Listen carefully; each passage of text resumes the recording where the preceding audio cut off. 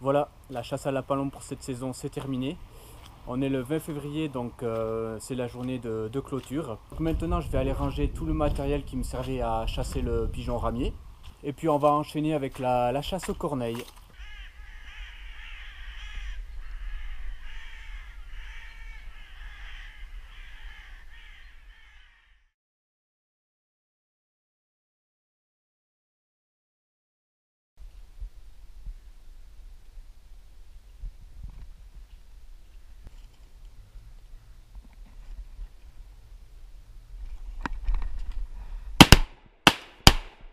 Yes!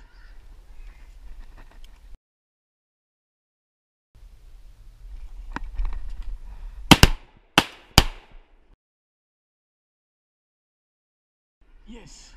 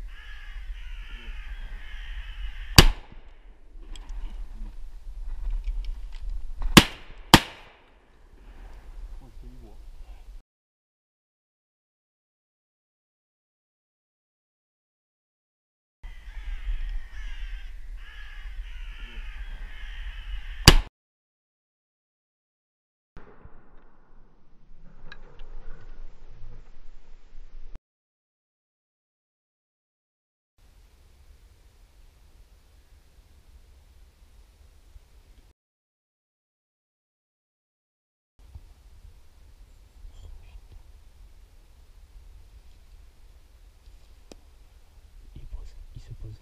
Posez. Du gauche. Vas-y. Vas-y.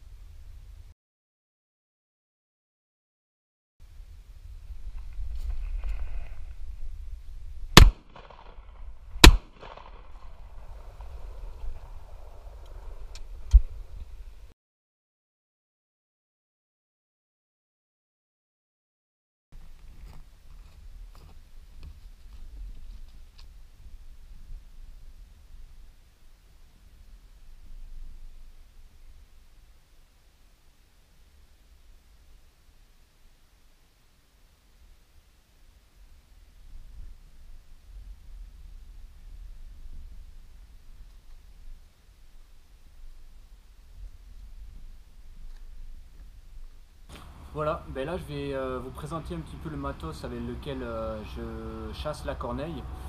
Je commence avec un simple filet, fumier de camouflage basique avec du motif avec de la végétation dessus. J'ai aussi un trépied en bois parce que passer quelques heures debout au bout d'un moment c'est fatigant. Bien évidemment l'indispensable manège à corbeau. Je pense que maintenant tout le monde sait comment ça marche et l'utilise très régulièrement pour la chasse aux corneilles. Pour ma part je trouve que cet accessoire est vraiment très efficace. D'autant plus s'il est couplé avec l'Apo FT3, moi j'utilise celui-là. Les deux associés, ça peut faire un carton. Ensuite, bien évidemment, il me faut un stock assez important de cartouches puisqu'on tire pas mal dans ce genre de chasse. Là, je vais tester les tunettes en bourre à jupe plomb 6 et c'est du 36 grammes. On va voir ce que ça donne. Et ensuite, bien évidemment, il vous faut des formes. Moi, j'utilise des formes qui sont avec le dessus en velours. J'ai l'impression que ça reflète moins le soleil que des appos en plastique classiques. Alors ce qui est très intéressant avec cette forme là, c'est que vous pouvez utiliser soit ce petit embout que vous plantez directement dans le sol. Voilà, ça ressemble à ceci et puis cette partie là va dans le sol. Ou vous intégrez, comment on peut appeler ça, les pattes de la corneille directement. Ce qui fait qu'au final la forme prendra cet effet là, ce qui est aussi assez naturel. Très pratique si vous voulez imiter la pose d'une corneille sur un piquet alentour. Elle peut faire office du coup de guetteur et rassurer les autres corneilles alentour. Moi je dispose d'à peu près une vingtaine de formes comme celle-ci. Je les mets pas toutes à chaque sortie, j'essaie de varier à chaque fois, j'y reviendrai un petit peu plus tard.